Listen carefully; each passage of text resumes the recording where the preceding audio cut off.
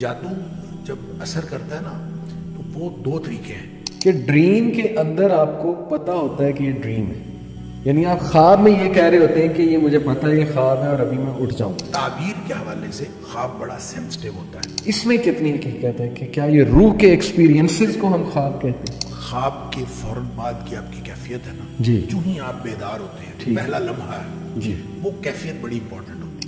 ایک چیز بڑا لوگ سوال پوچھتے ہیں کہ استخارہ جو ہے جب کیا جائے تو وہ خواب میں اشارہ آ جاتا ہے؟ لہٰذا جن لوگوں کا خیال یہ ہے کہ استخارہ کرنے کے بعد خواب لازمی آنا چاہیے، پھر نہیں آتا تو ان کا خیال یہ ہوتا ہے کہ استخارہ ٹھیک نہیں آیا. یہ کانسیپٹ درست نہیں ہے. ہاں البتہ ایسے کچھ مخصوص خواب ہوتے ہیں جو کلیئر کرتے ہیں کہ ہاں اس کا مطلب یہی ہے دیکھیں ایسا ہے کہ ہمارے علاوہ بھی اور دنیائیں ہیں اور وہاں پہ ہم جیسے ہی لوگ ہیں یا ہم بھی ہو سکتے ہیں. ہمارا ڈوپل گینگلر، اسے ڈوپل گینگلر کہتے ہیں کہ ہماری ہی طرح کا بندہ ہے، وہ ہمارا ایک اور روح. تو ہم بس اللہ کے بندے بن جائیں تو سارے معاملات خوابوں کے بھی ٹھیک ہو جائیں گے، حقیقت کے بھی ٹھیک ہو جائیں گے. کیا بات ہے. اور خواب الٹیمیٹلی خواب ہے. حقیقت کی دنیا میں آئے، ایکشن لیں، ایکشن لینے والے بنے. بسم اللہ الرحمن الرحیم. السلام علیکم ورحمۃ اللہ وبرکاتہ. آج کی ایپیسوڈ بہت اسپیشل ہے الحمدللہ. ایک تو ٹاپک بہت انٹرسٹنگ ہے، بہت سے لوگوں کے سوالات آتے ہیں اس حوالے سے. سیکنڈلی ماشاءاللہ جو پرسنالٹی آج میرے ساتھ ہیں، یو آل نو ہم اور you have been loving his podcast ماشاءاللہ، جو ہم نے پاس میں بھی کیے، and that is none other than doctor Hammad Lakhvi صاحب. السلام علیکم ورحمۃ اللہ وبرکاتہ. وعلیکم السلام. شیخ آپ کیسے ہیں؟ خیریت سے؟ اللہ کا شکر الحمدللہ. الحمدللہ. شیخ جزاک اللہ، تھینک یو سو مچ. آپ آئے، آپ ہمیں ٹائم دیتے ہیں اور مجھے بہت زبردست فیڈ بیک لوگوں سے آتی ہے. لوگ بہت پسند کرتے ہیں آپ کو سننا ماشاءاللہ. بہت فائدہ ہو رہا ہے لوگوں کو، اللہ آپ سے قبول کرے. They look forward to our podcast الحمدللہ. الحمدللہ. تقبل اللہ منا. آمین آمین. تو شیخ آج کا ٹاپک بہت انٹرسٹنگ، خوابوں کی پراسرار دنیا. خوابوں کی کیا حقیقت ہے، ٹائپس آف ڈریمز. دین اسلام ہماری کیا رہنمائی کرتا ہے اس حوالے سے؟ آیا ڈریم کی انٹرپریٹیشن لینی چاہیے یا بس انہیں اگنور کر دینا چاہیے، وغیرہ وغیرہ. تو سب سے پہلا سوال میں آپ سے یہ پوچھنا چاہوں گا کہ دین اسلام میں ہمیں کیا رہنمائی ملتی ہے ود ریگارڈس ٹو ڈریمز، کہ ان کی حقیقت کیا ہے؟ بسم اللہ الرحمن الرحیم. دیکھیں جب ہم عرف عام میں دیکھتے ہیں خواب ہے کیا، تو یہ حقیقت کے خلاف کوئی چیز نظر آتی ہے. جی، ایک خواب ہوتا ہے، ایک حقیقت ہوتی ہے. صحیح. اور لوگ خوابوں کو، اپنے خوابوں کو حقیقت بنانے میں زندگیاں صرف کر دیتے ہیں. صحیح. تو یہ دو ایک ہمیں ایکسٹریمز ملتی ہیں. ایک خواب ہوتا ہے، ایک حقیقت. بالکل گویا اس کے ساتھ کوئی تعلق نہیں. اس سے لگتا یہ ہے کہ ایک جسمانی حص ہے اور ایک روحانی حص ہے. تو یہ کوئی ایسی حص ہے انسان کی، ایک ایسی فیلنگز ہیں جو انسان جسمانی طور پر تو محسوس نہیں کرتا. صحیح. لیکن جب جسم سویا ہوا ہوتا ہے جی، اس وقت انسان کی روح کچھ محسوس کر رہی ہوتی ہے، اس کو ہم خواب کہتے ہیں. اور نبی اکرم صلی اللہ علیہ وسلم نے بھی خوابوں کا بڑا تذکرہ فرمایا. احادیث کے اندر بڑا جا بجا ذکر ملتا ہے. قرآن حکیم میں خوابوں کا ذکر ہے، بلکہ یوں کہنا چاہیے کہ 6 خواب قرآن حکیم میں ذکر ہوئے ہیں. اچھا. 3 تو انبیاء کے خواب ہیں، جی جی. اور 3 خواب جو ہیں وہ غیر انبیاء کے، مختلف لوگوں کے، اور ان کا باقاعدہ قرآن نے ذکر بھی کیا، اس کی تعبیر کا تذکرہ بھی کیا. اچھا. اس میں حضرت ابراہیم علیہ السلام کا خواب ہے جی، جو بہت معروف. حضرت اسماعیل علیہ السلام کو جو انہوں نے خواب میں دیکھا کہ صحیح انہوں نے صحیح. بالکل کلیئر کٹ انی آرا فی المنام ہے کہ میں نے خواب میں دیکھا انی اذبحک، میں تمہیں ذبح کر رہا ہوں. صحیح صحیح. اور پھر اس سے رائے پوچھی اپنے بیٹے سے فانظر ماذا تری، کہ میں نے خواب میں دیکھا ہے. صحیح. اب ظاہر ہے کہ وہ نبی کا خواب ہے اور نبی کا خواب وہی ہوتا ہے، وہی کے درجے پر ہوتا ہے. لہٰذا بیٹے نے بھی اس میں کوئی تردد نہیں کیا. انہوں نے کہا ٹھیک ہے ابا جی، آپ کو جو اللہ تعالیٰ کی طرف سے حکم ہوا ہے. اسی طرح حضرت یوسف علیہ السلام کا خواب کہ میں نے 11 ستارے اور سورج چاند کو دیکھا، انہیں سجدہ کر رہے ہیں. صحیح صحیح. پھر اسی طرح سے یوسف علیہ السلام، سورہ یوسف کے اندر ہی 3 مزید خوابوں کا ذکر ہے. ایک تو 2 قیدی جو آپ کے جیل کے ساتھی تھے، ان کے خواب الگ الگ. پھر اسی طرح جو اس دور کے بادشاہ کا جو خواب ہے، جو آ کے حضرت یوسف علیہ السلام سے پوچھا گیا. جی.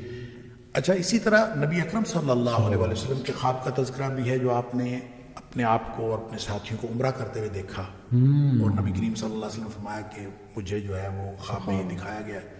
تو آپ پھر عمرہ کرنے کے لیے گئے، پھر حدیبیہ پہ روک لیا گیا، پھر بعض لوگوں کو یہ خیال ہوا کہ یہ تو خواب غلط ہو گیا، صحیح، تو پھر اللہ تعالیٰ نے قرآن میں اس کی تصدیق فرمائی کہ یہ خواب سچا ہے، لقد صدق اللہ رسولہ الرؤیا، صحیح، کہ اللہ تعالیٰ نے اپنے رسول کے خواب کو سچا کیا ہے.